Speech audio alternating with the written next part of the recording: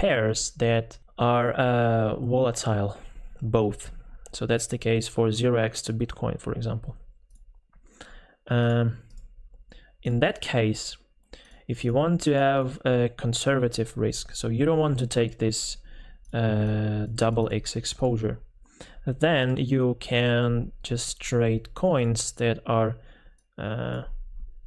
rated to USDT or any other stable coin. For example, you can trade BNB to BUSD, because here you know that you make returns in like the bot makes you profit in BUSD, which is the stable coin, and you know that tomorrow it's going to be $1, the day after tomorrow it's going to be also $1. So that's for you the conservative risk.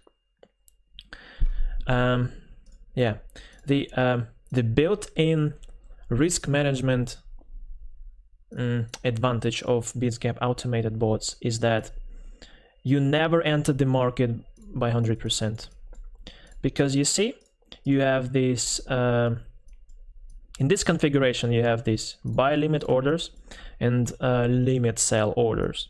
So the more limit sell orders you plot as you configure the bot, that means that you now need to buy enough of the base currency.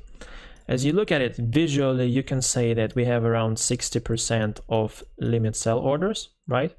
Because this range is wider. And here we have around 40% of buy orders. That exactly, like this 60% is your initial risk exposure, because in order to launch this bot at the start, you already need to have 60% of the base currency, that's 0x in that case, in order to have all these limit sell orders placed by the bot. Because otherwise you cannot place a limit sell order if you have nothing to sell, right? So that's why in order to plot them, you need to have enough of the base currency at the start. And here it's exactly 60%. So that's the cool thing about automation, is that you are not entering the market with 100 risk exposure. So in this case, you enter with a 60% of your exposure out of your total investment. That's exactly 969 zero axis, your initial risk exposure. So that's the cool thing. That's an inherent risk management in automated bots. And if the price, unfortunately, if it falls here, then you increase your risk exposure gradually, because you have these multiple buy orders.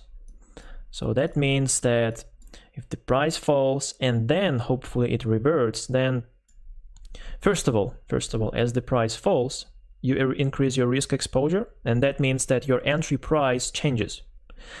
It always, in that case, is flexible. So you end up having your entry price, like average entry price, around this price level.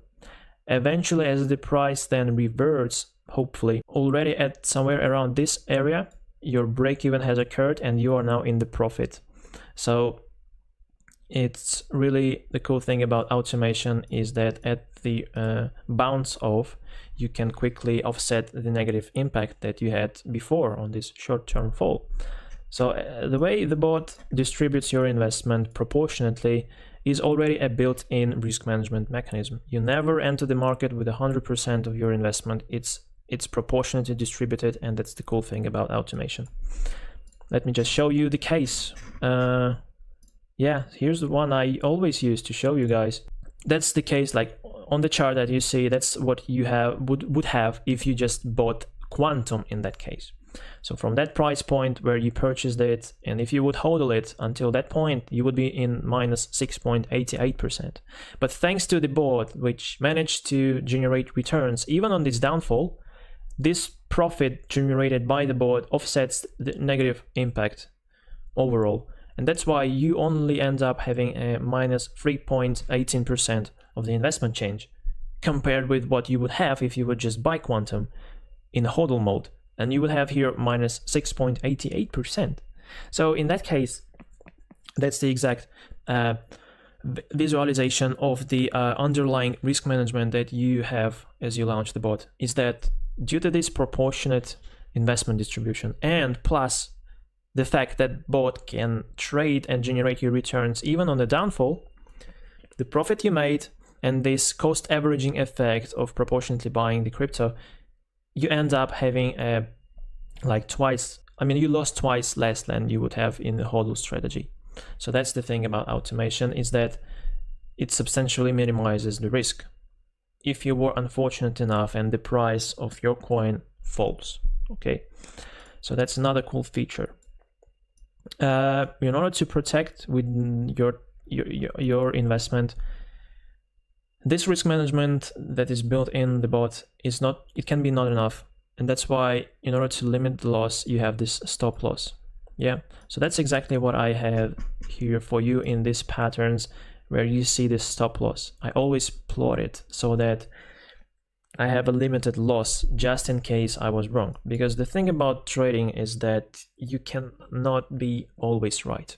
At some point you will make mistakes, but make sure that as you make this, it's not basically mistakes, but just that the market went in the wrong direction, because there are many things that can affect the market. Like, for example, Elon Musk suddenly tweets something about Dogecoin, something bad about Dogecoin, and it falls, because we know that people, like the crowd, is so influenced by the influencers that can just bullshit something, and this can drive the market crazy. This is something that you cannot anticipate, even if you made a sound technical and fundamental research. So that's why always protect your positions, always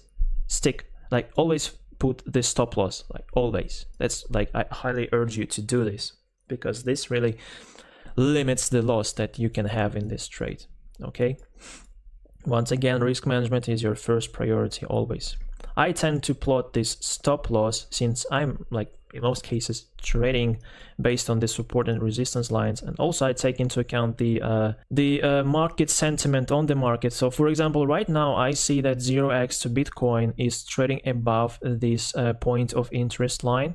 Yeah, this price level is where the most volume was traded by both sellers and buyers. So as I see the price now trading above this line, above this point of interest, that means that more or less the market sentiment is now bullish. So this brings me